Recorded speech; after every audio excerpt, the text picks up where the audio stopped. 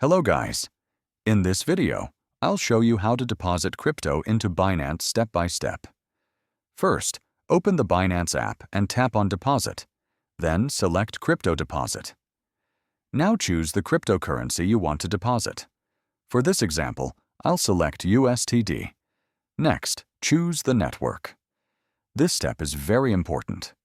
The network you choose here must match the network from the wallet you're sending from.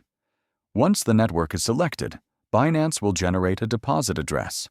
Tap the copy icon to copy the address. Now open your external wallet or exchange. Paste the copied address, enter the amount you want to send, and confirm the withdrawal. After that, you just need to wait for blockchain confirmations. Once the transaction is completed, the crypto will appear in your Binance wallet. That's all. If this video helped you, like and subscribe for more tutorials.